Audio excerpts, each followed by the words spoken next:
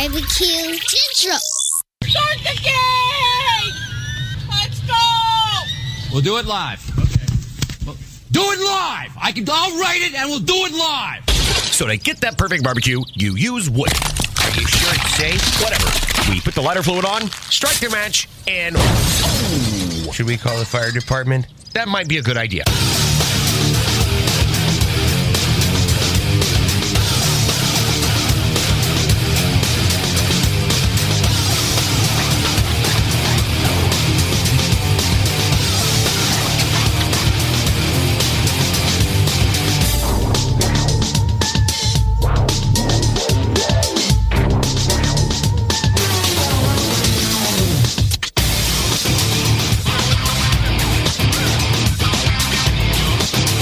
Welcome to the really big BBQ Central Show. A show that talks about all things important in the world of barbecue and grilling, originating from the Rock and Roll Hall of Fame city of Cleveland, Ohio. The barbecue capital of the North Coast.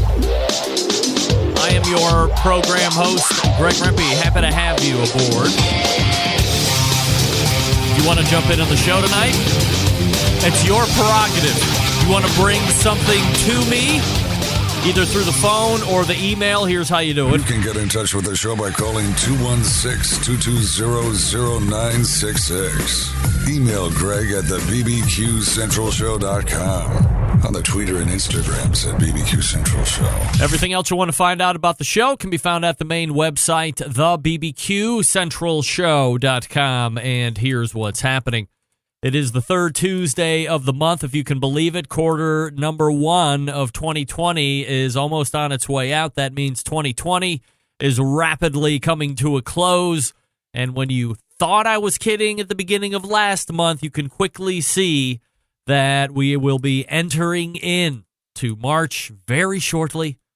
That will close out Q1. We will be into Q2, and it's only a matter of time before we are doing a best of 2020 after that. Coming up in about 14 minutes from now, maybe a little less, he is the regular third Tuesday of the month guest, a Barbecue Hall of Famer. No one has written more live fire books based on the industry than he has. He has a degree in French literature. He is a star of TV, not only here in the States, but in Canada and in Italy as well, just to name a few others. But more than that, person I love to get thoughts and takes from when it comes to this industry. I am talking about Stephen Raichlen, of course, from the Barbecue Bible, barbecuebible.com, his website. You can follow him on social media as well. He's into that. Then, after Stephen, 35 past, we will be joined by the other third Tuesday of the month regular guest, the creator of the grillgirl.com website, social media maven, and live fire cooking enthusiast Robyn Lindars will be joining me. A couple different things to talk about Robyn with. Of course, last month, if you were a fan of the show and you listened, either live or through podcast, she was making her way down to Orange Beach, Alabama. Is that what it is? Somewhere in, where is it? Is it Alabama? Is the shed in Alabama? She was making her way out to the shed. There was going to be a Steak Cook-Off Association event. There was also going to be ancillary cocktail events. I believe her dad, maybe Robyn. There was also talk of Poppa Shed, Craig Orson, and there was also talk of Johnny Joseph being on the team. There was pretty high-level, elite steak cooking prowess that was going to be forming a team down there at the shed.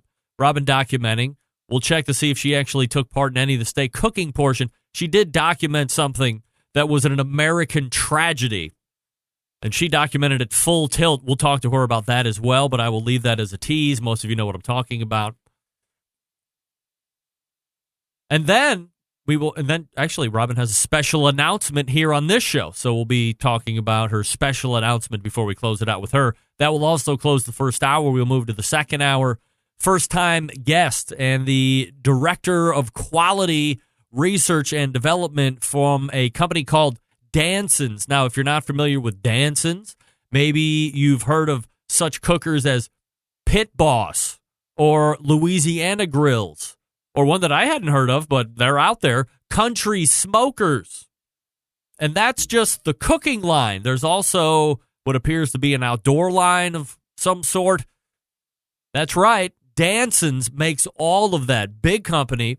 And the research and development and quality manager will be joining me. He's a first-timer to the show. His name is Andrew Koster, and he will be joining me from Phoenix, Arizona, or at least Arizona. Maybe not Phoenix, but Arizona for sure. So looking forward to getting to know Andrew a little bit. And then 35 past the second hour, it's tough to say. We might have a special guest. There is invitation out.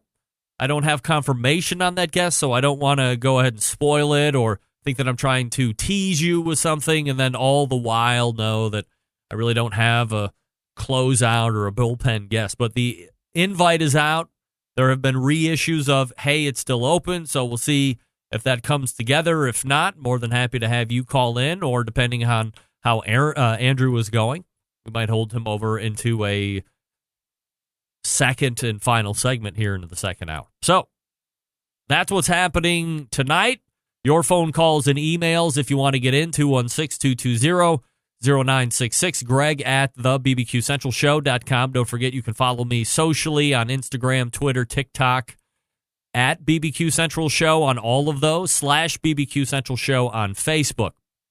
Now, as Pineapple Mania continues to sweep the country now in its 5th week, I believe, and I meant to show these last week while I was messing around with Meathead replaying the audio. You know, I fooled him last week saying, hey, you're a historian of the show. I host the show. Let me play for you what I think is the most incredible statement ever made on this show. And then, of course, I replayed his audio on the pineapple is the best thing you can ever eat. Of course. I tricked him. He fell for it, hook, line, and sinker. But then I also started generating examples of people bringing up pineapple for although these many weeks since he had mentioned it, again, now 5 weeks ago. And I meant to bring up this. So this was sent in by a very loyal Centralite, Jason Wallace. Now let me go ahead and read you an email. And it says, Greg, you asked for it, so I responded. And he sent pictures, by the way. Subject A. And this is Subject A. This madness is a whole pineapple, segmented and stacked with layers of pork tenderloin, sausage patties, and discs of pineapple smoked in 2 halves, then skewered together to make this ridiculous picture. By the way, Jason, that's a great picture. Very edible, very lovely, great background, great foreground, wonderful composure. I love everything about it. That's Subject A, if you're a pineapple fan. Would you eat it? Again, layers of pork tenderloin, one of my favorite things. Sausage patties, discs of smoked pineapple in halves skewered together. Looks really good. Now, here's Subject B. This is one of the favorite dishes to cook and is a hit with anyone that's ever had it. Whole pineapple halved, then carved out, stuffing it with chicken, chorizo, and chunks of pineapple cooked with onion. You lost me an onion. Red bell pepper, jalapeno, and spices, then put back into the pineapple bowl on top of the yellow rice, seasoned with black beans, then cover it with queso cheese, baked briefly to melt the cheese. Oh, my Lord. Jason, you're outdoing yourself. And those 2 pineapple treats. Now, there's no exact recipe other than just saying what he used, but I have to admit, as I look at Subject A and Subject B, and again, if you're listening on podcast, you're missing out. That's Subject A, the pineapple and pork tenderloin and sausage patty tower. This is Subject B. I mean, that one looks really good. Like, you could just pick that up and walk around with it. Like a walking taco, but it's a walking pineapple. It looks absolutely, and I'm a huge fan of chorizo and chicken. I love choripollo in my favorite Mexican restaurant. It's one of my favorite dishes as well. So this thing is a winner for me. If I'm choosing subject A, subject B, I choose subject B. Like the popular meme going around says, follow for more recipes. Always enjoy the show, Greg. At JW Cooks on social media, or as we know him here in the States, Jason Wallace, everybody, contributing. Thank you, Jason. And I apologize. I meant to show those to Meathead last week so he could also drool at your pineapple work. But Jason, a loyal fan and taking the actual subject matter and putting rubber to the road. He's like, hey, we're not just going to talk about pineapple. We're going to cook some pineapple. We're going to photograph it. We're going to send it to the show. And maybe, just maybe, I'll get on. And guess what? He's on. Some of you others thought about it and then you didn't do it. How dare you? Exactly. Why wouldn't you do it? Stephen Raichlen is coming up out of the break. I want to talk to all of the folks that are in the business of barbecue, whether you own a restaurant, a food truck, whether you do those silly pop-ups, whatever it is. Have you had or have you made the call to Southside Market and Barbecue? What do you know about them? A few things right off the bat. Established in 1882, Southside Market and Barbecue, the oldest barbecue joint in Texas. Owned and operated by the same family for 3 generations. Offering premium Central Texas barbecue products, slow smoked over real wood. Shipping, distributing, manufacturing sausages for companies across the U.S. From food trucks to multi-chain restaurants to pop-ups, you name it. Southside sausage can be on your menu too, and it can be done quickly. All meats processed in the on-site USDA-inspected facility. A trusted partner with focus on quality and authenticity. Wholesale options are available as well. Shipping nationwide via the FedEx.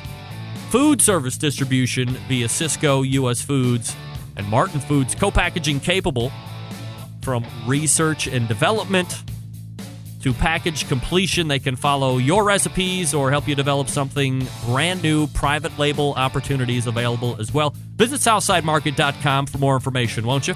10% off when you order online when you use code BBQ Central. That's BBQ Central, all one word, lowercase, and the website is SouthsideMarket.com.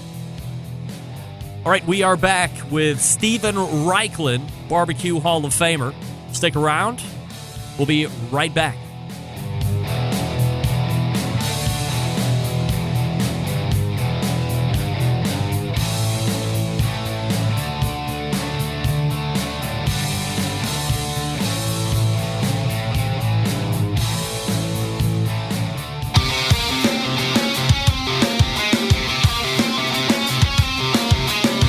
Broadcasting live from the Barbecue Central Show studios in Cleveland, Ohio.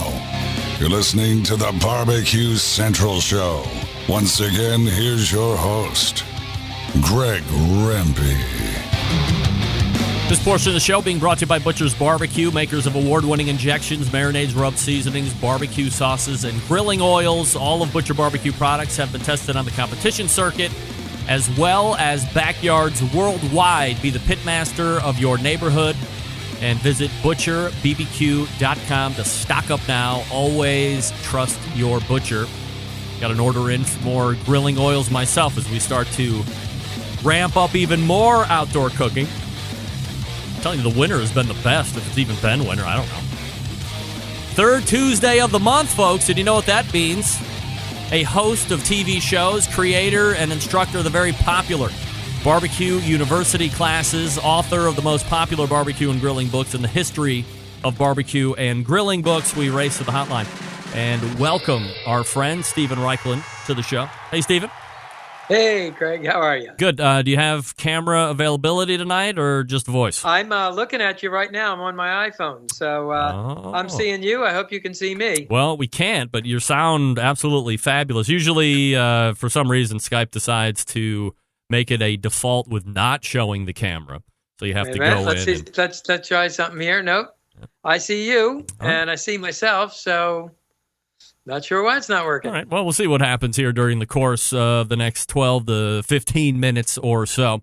So quick update on the June 2020 Barbecue University, Stephen. Enrollment currently closed, as I saw. because guess what? It's a sellout, ladies and gentlemen. That's right, always popular. Stephen, does this event always sell out?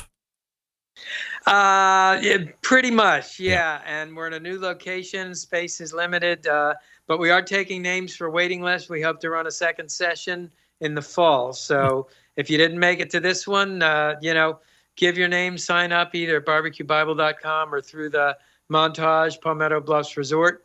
And hopefully we'll be able to make space for you in the fall. All right, Stephen, let me ask you a question. When it comes to these kind of things, when you I would assume there's some type of an agreement or contract with the property. Is it part of that understanding that you will be the one providing grills, obviously curriculum, but perhaps most importantly, the marketing to book the classes out, or does the resort also take some type of responsibility in that?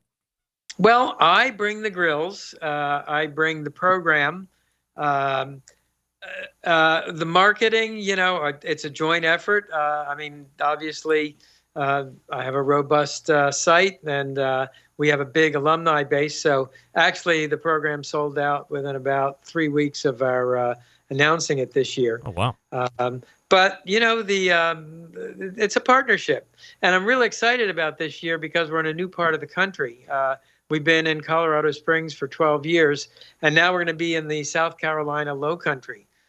So there will be oyster roast. There will be a whole flora and fauna of new foods that don't customarily grill with. So it's going to be a learning experience for me, new adventure. I'm a water guy. We're right on the May River. In fact, I know in the time off after class, I'm going to be boating and fishing. Hope everybody else will be. When you talk about the alumni, that's the word I was looking for. So, for instance, I know one of my unofficial embedded correspondents out there in the Colorado/Denver area is Dennis Busso. I think he is booked for this June's trip. That's going to be a new location yet for him again. I think this makes his 4th trip in a row. Is he one of the more cagey veterans, or are there ones that have way more years of alumnus than him? We've got one threesome that is, I believe they're going on about their 15th year. 15 years? We used to give them, it's a funny story, but we used to give them, first they got their graduate, and then we gave them an MA, and then a PhD, and then a postdoc. And at first it was a guy and a gal, and we thought they were a romance. And then the couple of years in, the guy came with another woman who became his wife. Oh. And they're all great friends, and they're just, something we look forward to all year, getting together again. And these are... barbecue, it's like a big family, Barbecue University. Yeah, and these are folks that love live fire first, and that's why they're going. And there's also a nice resort, or they really like the resort, and also there happens to be hanging out time with Stephen Raichlen and upping their barbecue and grilling game. Well, they're certainly big barbecue enthusiasts, but I think they don't mind the 300-count bed linens, the super luxurious 5-star mobile 5-diamond surroundings of the resort either. Stephen Raichlen joining me here on the show. BarbecueBible.com is website. And as you had mentioned, if you want to get on a wait list, you just go to the website and start searching for it there, or is there somebody they should be emailing directly? Either come to barbecuebible.com or call Montage directly. All right, so... Actually, you just go to the Barbecue University page on barbecuebible.com, and you can get the info. All right, easy enough. So last month... By the way, if any of your listeners come to the school, please introduce yourself and tell me that I found you through Greg Rempe. That'd be very cool. And you'll take pictures so we can document proof that some people are showing up and actually either mentioning my name or the show name or both? Well, we're still hoping to get you, absolutely. And we're still hoping to get you out one of these days, too. Yeah, well, we'll eat some caviar together. All right, I'm ready to go whenever you are. That'd be great. Now, I owed you the names of a few places here in Cleveland. I think I said it was only 2 last month, because one of the things that you were predicting 2020 was not only the continuance of the live fire cooking place and restaurants, but an actual growth in a lot of these restaurants. So we talked about Pickwick and Frolic last month. That was one that I'd mentioned. But there's actually 2 other ones, so a total of 3 here in the greater Cleveland area. The first one is called Aliyah, and that's in the very restaurant trendy part of Ohio City in Cleveland. And then the other place is called Sawyer's, which is in Shaker Heights. And yes, I'm sure Jonathan Sawyer, right? That's the local celeb chef, Jonathan Sawyer, who runs that place. Both are using that open style fire of cooking. So if you're keeping an active list or places that you wanted to run to check that out when you get into Cleveland, we'll want to add both of those. And you bet. That's I really think, or at least I tend to agree with you that is going to be whether you're seeing a grill works type of a thing, or maybe something folks are fashioning themselves, or having a local fabricator make that. Those are things you're going to be seeing coming into the restaurant space. Absolutely. More and more, live fire. It's funny. We started as a species. We started cooking over a wood fire. And now the more sophisticated we get, the more complicated and digital our world gets, the more and more we're kind of turning back to live fire. Stephen, when we talk about live fire, there's obviously smoke, and a portion of smoking is something that we call cold smoking. Now, I'm pretty adept at traditional barbecue temperatures, or lower into the 180s or so, or a warm smoke versus a hot smoke. We can start getting into the minutia there, but cold smoke is something a little bit different. And I don't think we've spent or given a lot of time here on this show when you've been on before. So if you don't mind, if we could carve out a little bit of time here to talk about cold smoking and when you would want to use it, best practices and or best dishes that cold smoking would work well. And I know there's cheese, but there's got to be a bunch of other stuff. Well, first of all, if you love Nova Scotia-style salmon the way I do, or Irish-style salmon, it is cold smoked. If you love smoked cheese, it is cold smoked. If you love beef jerky, it is cold smoked. So cold smoking, very valuable, very important technique to know. And in a nutshell, with cold smoking, what you're doing is you're smoking the food but not cooking it. So that is extremely useful in the case of something like cheese, where if you cook it, it melts. It is extremely delicious with something like salmon, where if you're cold smoking it, you're laying on a layer of smoke. It's usually coupled with curing in a brine or in a salt and sugar rub.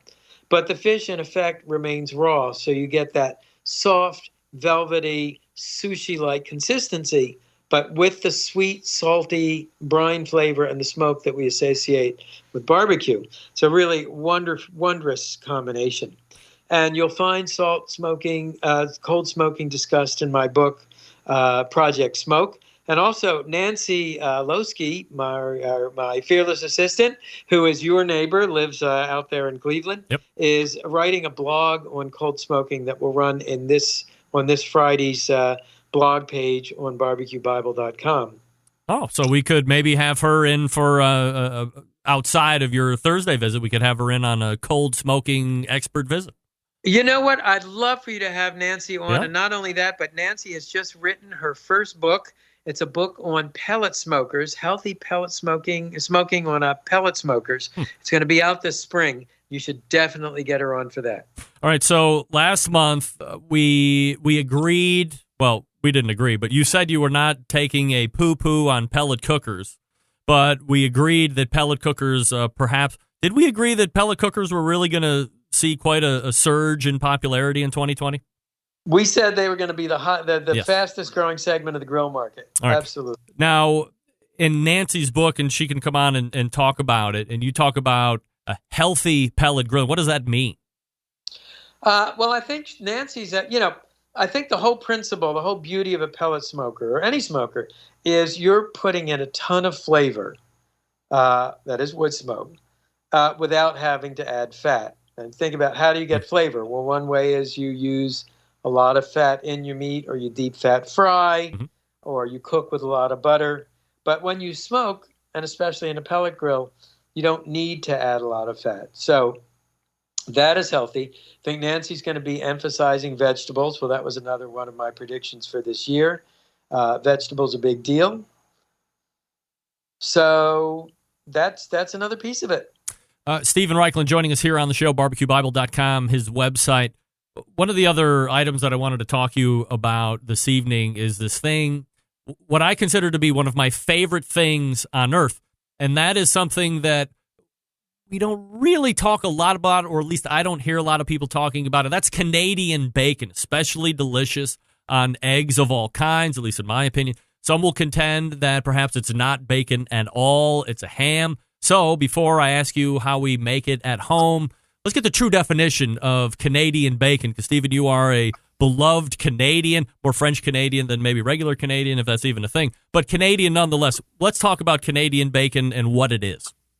So Canadian bacon is a brine-cured pork loin, okay? Not belly, pork belly like our bacon, but it's a pork loin.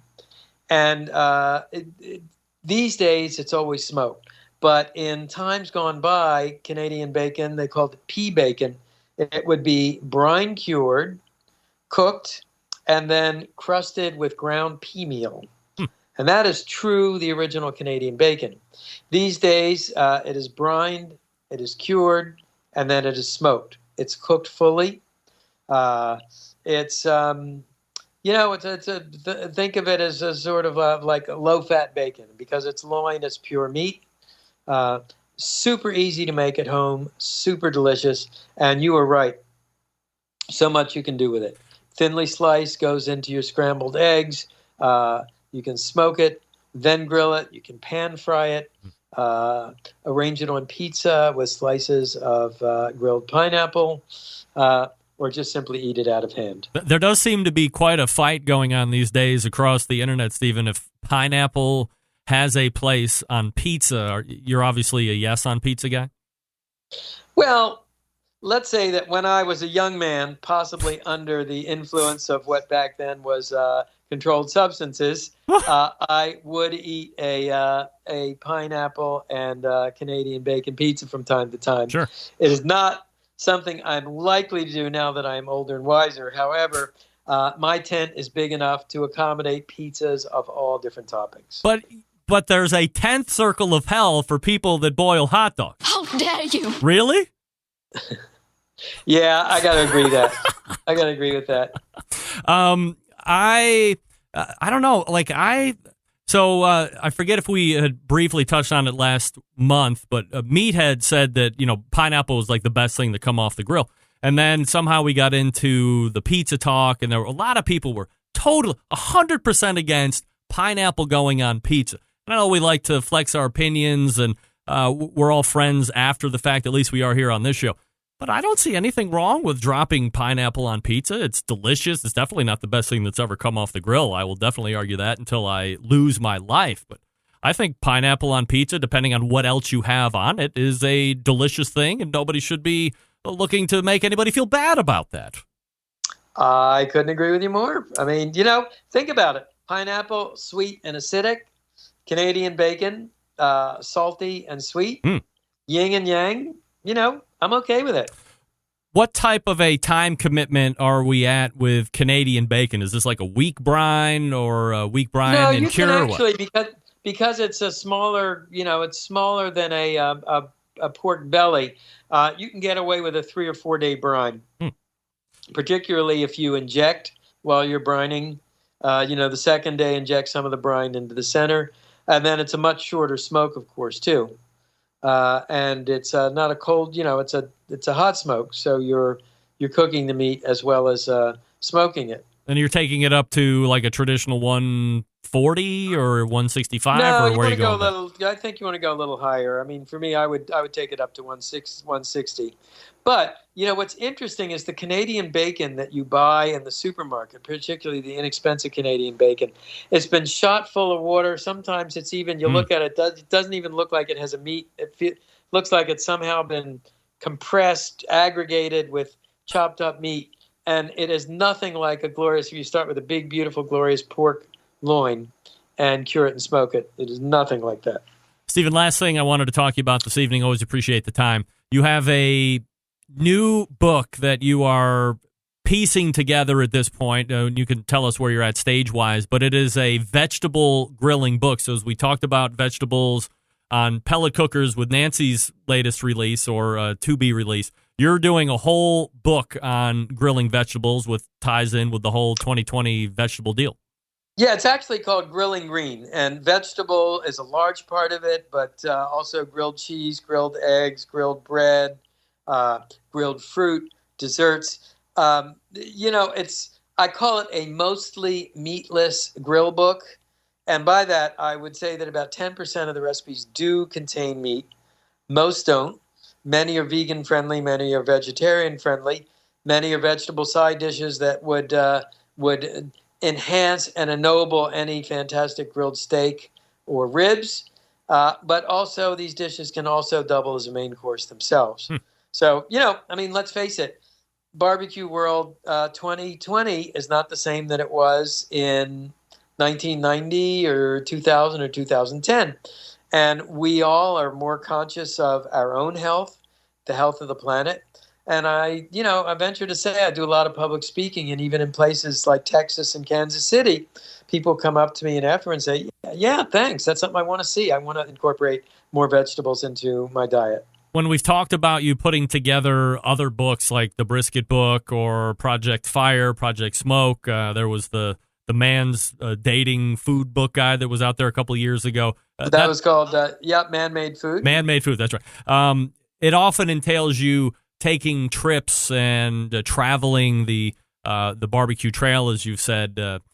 What about this one? Do you get to stay more local? Is it just a lot of trial and error at home or wherever you're at the year? How does it come together? Oh, no, a lot of travel. In fact, I've spent the last 2 years crisscrossing the United States and Europe and Asia and in search of recipes for the book. But what was interesting is that hardened barbecuing and grill guy, I'd say many of the restaurants I visited this year were actually vegetarian or vegan. Huh. So that was kind of a different. I'd come in with a fake beard and a hat pulled down over my head. Dark glasses to be incognito. Do we have a projected release of the Grilling Green? Yeah, it'll be May 2021. So we're a little over a year away from release on that one. Yeah, and I'm at the process now. The book is mostly written, so and there's sort of three things that happen to it. So Nancy Lowski in Cleveland, is in the process of going through it page by page, recipe by recipe, doing a careful proofread, making it consistent. Then we've got teams of recipe testers testing the recipes, because I always like to have people other than myself test the recipes. In fact, if any of your listeners are interested in becoming recipe testers, you get your name in the book. Huh. Contact me through Barbecue Central. And then there will be a photo session that'll happen a little bit later on in the year. So it's a big, I've done it 31 times, and I'd like to say it gets easier, but it's a big job. Oh, no doubt about it, and I'm sure there's a lot of well-learned and tried processes that happen regardless of whatever the subject matter is, just to make it go easily. So we'll be on the lookout for that one and continue to promote it as it gets a little bit closer. That's May 2021, so we got a little bit on that.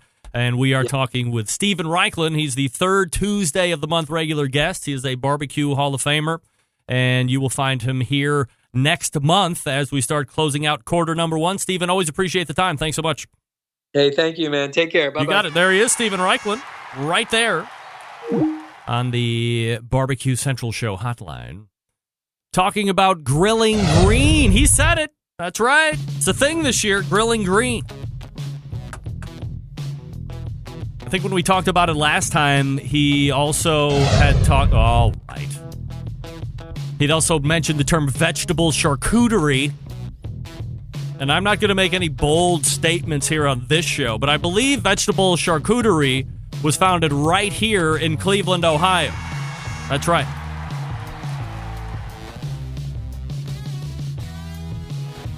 We have Robyn Lindars coming up out of the break.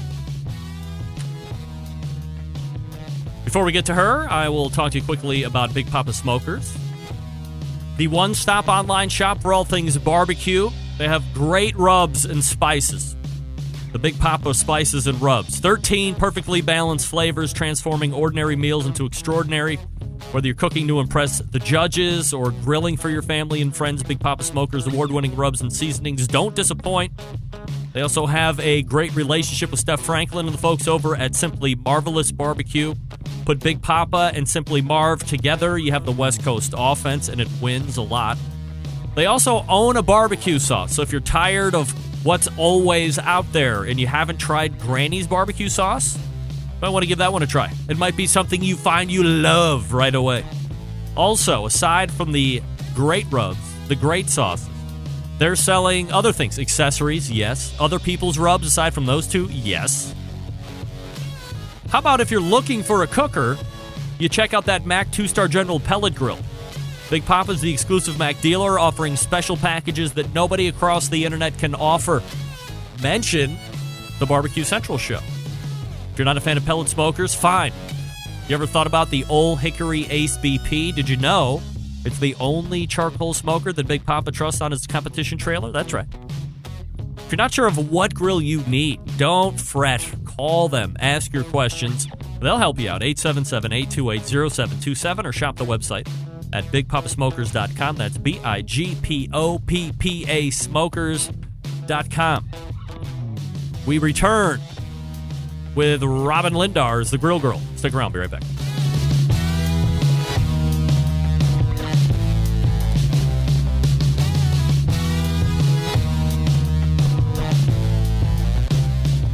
Continuing to produce incredibly mediocre content in an exceptionally professional way. You're listening and watching the Barbecue Central Show. Once again, here's your host, Greg Rampey. This portion of the show is being brought to you by CookinPellets.com, your number one source for quality wood pellets for all your pellet-driven cookers. You visit CookinPellets.com for more information or to purchase. You can also visit Amazon.com to purchase as well. By the way, if you love podcasts, Chris Becker and the gang over at Cookin Pellets have offered up a brand new podcast. Now, be wary. If you're going to search for it, run it all together. Cookin Pellets, Cookin Pellets, all one word. Otherwise, you're just going to sit there and meander in all the search things. So run Cookin Pellets together as one word and then podcast with a space in the middle of it. And then you can check out Chris Becker's new podcast offering. And it's him and two or three other guys, I think, work with the company. So if you're into that kind of a thing, check it out. There's there's some technical issues that I'm going to have to talk to Chris about offline, like volume level and some other hosting things that I think I'm a pretty freaking great host right now, and I'm able to let my knowledge base spread around. I'm not going to hold that. Now that I'm near the end of life, I'm here to spread the knowledge out. I'm not here to hoard it like I was in the middle of my life. Anyway, the other third Tuesday of the month regular guest is the creator of GrillGirl.com, Robyn Lindars. Hey. Hey, Greg. How are you? I am good. How are you? Happy February. Yeah, happy February, and we are almost through it. That is totally not the right picture, but look at me. Look at my beard. It's getting so long. I know. There you are. Hi. Okay. Wow. Thought you were Stephen Raichlen for a second. I always get you too confused. So we just had Valentine's Day. Is that a big thing in your house or no? I mean, I don't make a huge deal out of it. And I think everyone is like, oh, we need to go out to dinner or do something. I mean, I think Valentine's Day is when you don't go out. Yeah. That's when you have the opportunity to hang out and cook something nice. Because no one wants to deal with those prefix menus. But, well, we always grill something nice. I think grilling is like the standard. So we were out of town Friday. So that was Valentine's Day down in Columbus, Ohio. And I'm telling you, for as much as on this show we talk about don't go out, the majority of people are not taking our advice, and they are cramming into every last restaurant, as you said, prefix this or limited menu that or whatever. And it's just unbelievable. We had to wait 2 hours just to eat in the freaking hotel.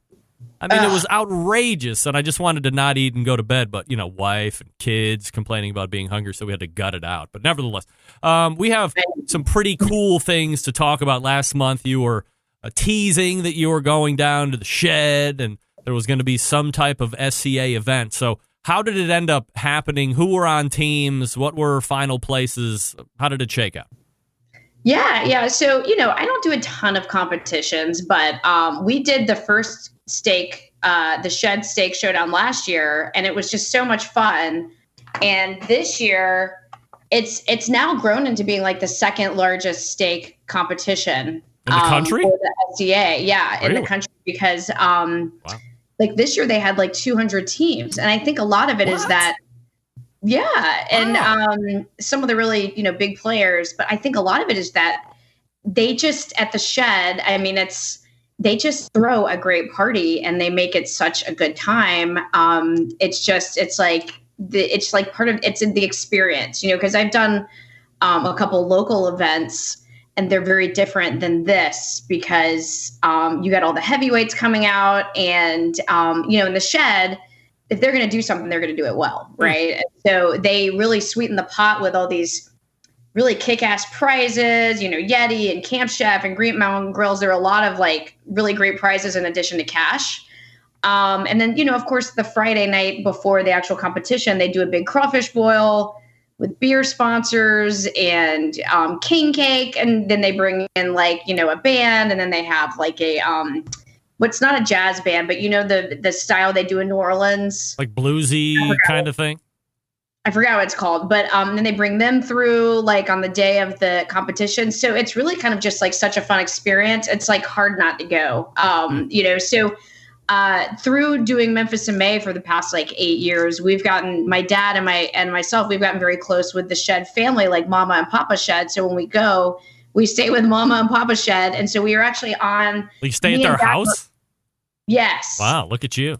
Dad and Mom are like, they might have been related in a past life. Like they just stay up giggling and making silly jokes. And I just love their family so much. Like I love Mama and Papa Shed. So me and Dad and Papa Shed were on a team this year, and Papa Shed had never been, or Craig Orison and Papa Shed had never been on a team before, but we decided what the heck, why not? And he had actually taken Robert Irwin's little class that he did, because Robert Irwin is the guy that won the competition last year. And, he took Johnny Joseph's class. So we were like, hey, let's see how this works. And we finished in like the top 50%. I mean, we didn't kill it, but we had fun, and it was just a good time. I'll just say that, what was kind of interesting is that, I don't think Robert, no, he placed, I think, in the top 10, but it was actually Johnny Joseph that won this year. Well, was it on the second day or the second whatever, there was a three-way tie? Wasn't Killer Hogs part of that, or didn't he win one of the days or something like that? Waylon Reed? Yes, so Malcolm Reed's brother, who actually also won the steak competition at the World Food Champs, he was tied. And so what's also interesting about the Shed is that they do the competition a little bit differently, is that they do stake A and stake B. And so you have more chances to win, but then they take the winners of that to compete against each other in like a final cook-off. So what they've done is they've added this whole kind of like live cook-off element to the actual award ceremony, because they announce the winners and then immediately after they have to go and compete against each other in like a competition. And so then, so I don't know if you guys saw my live stream, but I live streamed some of that on Instagram. And then they also had the guys who did turkey do a cook-off, and they called it like the cage battle or something like that, because, Brad is like, he's just so damn funny. And they made him like battle it out in the cage, like steel cage, like WWF. That's what it was. And he literally had a steel cage. Did the winner get a one of those big ass gold belts and everything? Yeah, he did get a big ass belt. Of course, yes. True wrestling, great. And so it was just like a lot of fun. And then they had like some celebrity judges there, like who is that funny artist guy that he owns a couple restaurants in Kansas City, but he does Memphis in May. What's his name? Like Stretch was one, and he's funny. He gets up there, he's wearing like a cape. I mean, it's just like his hair is out of control too. I mean, by the way, I should never be talking about hair, but his hair is out of control. It's just like the experience. It's just so fun. And they have just a great place to have an event because they're right on the bayou. So it really, you can have a lot of people right there with their campers and everything. Yeah. So I'm going to continue to do it just for the experience and just to see my barbecue family. But my main goal, honestly, was to just capture the event because it's just so fun. So like going back this year, I was like, I knew I wanted to really get like a ton of coverage of the Bloody Mary turn-ins, which as you saw, were just freaking off the chain. Okay, Robyn, look, will you please join me in admonishing of these tools who took part in that Bloody Mary contest? I mean, competition barbecue is laughing at Bloody Mary contest. I mean, that's how crazy this is. Let's scoff at them together. How dare you? That's right. I mean, it was outrageous, Rob. You have to admit, as you are live streaming that nightmare of a competition, how many hundreds of pounds of food was wasted? How many countries that are small and barely holding it together socially, politically, and otherwise could have feasted on the waste of Bloody Mary food, probably for the next 7 or 10 years if they had some way to keep it right. It's ridiculous. It's not a friggin' contest. I hate it. If the Shed knew what was right, they would stop. They would lead the charge against these ridiculously garnished Bloody Mary contests and just make people turn in a frickin' Bloody Mary drink. And I get they give, the thing that they actually taste. But fuck all that. All that crazy stuff is ridiculous. And you have to agree. Otherwise, that's it for you. So you better agree. I do agree. Thank you. You're safe. You're safe. Well, what was funny is that I have gotten to know a lot of the people that were judging the Bloody Mary. And because I actually took the judging class Thursday night, that was my goal going to the event too, is just to get my judging credential because now I can judge for steak events. But also for someone who's competing, like you might as well really understand everything, the rules and everything, just so you have a better understanding when you turn something in, what the judges are looking for. Yep. So I did talk to a lot of the people who actually judge the event. And the thing is that people are so focused on the garnish that they're not focusing on the drink itself. That's what a lot of people were telling me. Yeah. And so you have a turn-in for the Bloody Mary, and you have one that's like the decorated one with the garnish, and then you have the other one that's the one they actually taste, and then they pour it into a little shot glass, and everybody takes a little sip. Right. Which those judges were had to be kind of buzzed by the time they judged 8 Bloody Marys. So that actually sounds like a pretty fun one to judge. But it's when it comes to actually tasting it. I just don't think people are putting a lot of time and effort into that. And that's really what it should come down to. It's obvious that whether anybody's going to admit it or not, and I know I'm right because I can see the monstrosities that are being turned in on the table. I mean, if part of the rule is the thing can't tip over if you set it down, that means you are loading that stuff to the gills. Like you've probably spent time figuring out exactly, okay, this is my drink holder, this is the drink weight. Now, how much can I scientifically pack on this thing? And that's what's being rewarded. That's why every week these things seem to be getting more and more out of hand. Okay, different if you're a restaurant. Maybe that's your gimmick thing on Sundays and people are coming in hungover, whatever. But contests like this is where it all spins out of control. Now, let me tie this back into the steak competition. What steak won? Did it look like a steak, or did it look like a round puck that had great grill marks on it? At the end of the day, it starts to look like a little football that's perfect. And a lot of times it doesn't look like, I think we've totally gotten away from what it is. I mean, why can't the steak look like a steak? Why do we have to tie around it and cut all the shit off around it? And the last 4 steaks I've seen win SCA events are like circles. It's the eye of the ribeye. They've taken everything else away. It looks like a ham. It's weird. Why don't they look like steaks anymore, Robyn? Come on. No, well, that's the thing is once you turn it into a competition, it kind of everything turns into this who can be more weird than the next, and then all of a sudden that wins. So now we conform to what that weird is. And I also think.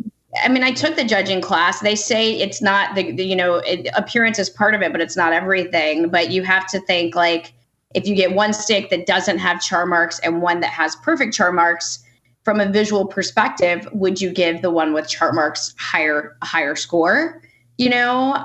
So judging is never perfect either. All right, we're off of it because I could just go on and on about it. You have a major. It is a fun event. I mean, if anyone's thinking of getting into the steak cook-offs, I think it's a really cool organization, and it's really cool to see lots of kids getting into it and lots of females getting into it. Are you going to NBBQA in Louisville? I don't know. We'll see. I'm actually not a member of NBBQA. Probably Who should. is? But it is our friends at Pit Barrel are, I think, a sponsor, and they're having their anniversary event there too. So I would like to go just because I'd love to see my Pit Barrel friends. And I will plug them right now and say that you can vote for them to get an Amex small business grant. They're up in the running. So so they're just good people. So I would make a trip to Louisville for them and I'm sure I didn't pronounce it right. Louisville. Just to see my friends from Pit Barrel. All right, stand by for this. A Barbecue Central Show exclusive news update. That's right, Greg Rempe reporting from the breaking news desk in Cleveland, Ohio, as we race back out to Middle Florida. Are you Middle Florida now, Rob? Is that what it is? Middle? I'm still South Florida. As we go to South Florida for Robyn with GrillGirl.com for a major announcement. What? What do you mean? I just set you up for the big announcement of your big thing. Oh, I thought you wanted me to talk about whatever I just brought. Okay, I just had a brain fart. I'm sorry. Just such a blonde moment. So my big announcement is... No offense to the blondes, by the way. Well, I'm not a natural blonde, so anymore. At least I don't think I am. So I am launching something very cool on my site that I've been working on for a little bit. And it's big news to me. Not everyone will think it's big, but I'm coming out with... I'm calling it a barbecue calculator, meaning you plug your protein in and it'll tell you minimal internal temperature and optimal wood pairing. So how many times have you ever been like, what is the minimal temperature that I need to hit for, pork? 135. Right. But do you remember venison or quail or, whatever? So I've launched that, or it's coming soon. So that anytime you have a question, you can just plug it in. Is this going to be a site-based calculator, or are you in development of an app or some sort? It's a site-based calculator. All right. And I mean, truth be told, I was listening to a Neil Patel webinar on SEO, and I kind of got the idea for it. So I'm a dork, but I think it'll be really valuable because I know that, when you're cooking, it's all about getting, you want to know what that internal temperature is. And once you meet that, you can pull the meat off, and then you're going to eliminate the opportunity to overcook something or undercook it if you know that right temperature that you need to hit. And then, of course, I always recommend using an internal meat thermometer. But I'm excited. It's going to be cool. And I think it's going to be great for traffic too, of course. So stay tuned. It's going to launch this week. All right, it's going to launch. Do we have a solidified day and date, or are we still sketching that out? Probably by Friday. I mean, it could go live today probably, but I want to tweak it a little bit. All right. And so once again, the Grill Girl Barbecue Calculator. Grill Girl Barbecue Calculator. So I'll go there. I'll say I have a 12-pound prime rib, and then it's going to give me an idea of how long it's going to take to get to my medium rare temperature, for instance. I'm going to give you the internal temperature that you need to hit and optimal wood pairing. I'm not going to tell you how long. Okay. Just because I feel like there's too many variables to go there. I still feel like I don't want to do the time yet for anything because that's time and temperature. Maybe that's my next iteration, the 2.0 version of the barbecue calculator. All right. So make sure that you are following Robyn on Instagram and Twitter and Facebook so you can, or whatever platform you like to follow people on.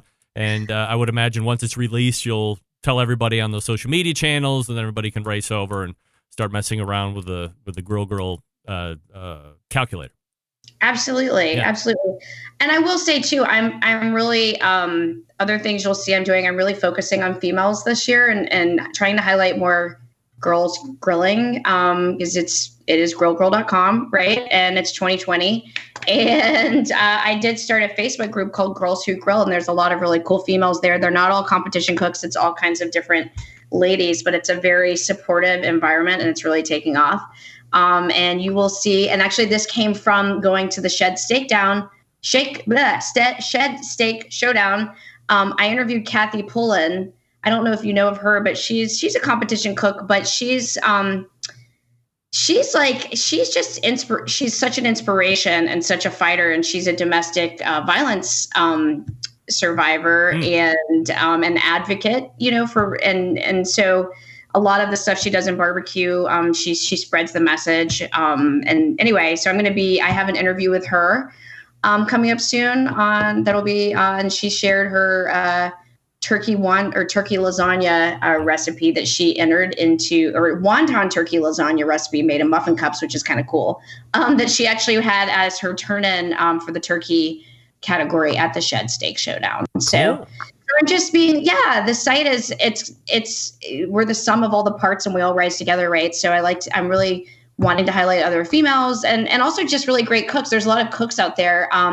I have a whole smoked alligator recipe coming from a new contributing writer. Wow. That I think it will be really damn cool. Yeah. All right. So we'll be on the lookout for that. Visit grillgirl.com, won't you? And in the meantime, you can find Robyn right here on the third Tuesday of every month following Barbecue Hall of Famer Stephen Raichlen. Can you give me, Robyn, in like 20 seconds, could you give me somebody you would nominate for the Barbecue Hall of Fame this year?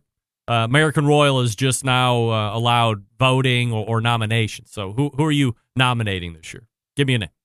For the Barbecue Hall of Fame? Yes. I would say, and I don't know if he's been nominated. This is just off the cuff. I don't know if he's been nominated already or has ever made it, but I would say Malcolm Reed for what he has done as far as really making barbecue. So just really getting the word out there to so many people through his YouTube channel. Like he really is an inspiration to a lot of people. And so outside of just competition and stuff like that, I think a lot of people have learned the basics from him because he's teaching people. Yeah, all right. Malcolm Reed. I like it. And he's also just a really nice guy. Yes, absolutely. He's a great guy. Shows up here once a month, believe it or not. Again, grillgirl.com is Robyn's website. Be on the lookout for the new calculator and look for her next month. Robyn, always appreciate the time. Love you, Greg. All right. Take care. Can't say that to me. Grillgirl.com is the website. And we got to make up a little time here, but we should be all right. The new Grill Girl Meat Calculator. Be on the lookout. Follow her socially. As soon as it's released, you'll be notified. You can start messing around with it. We'll be back to wrap the first hour right after this. Stick around. Be right back.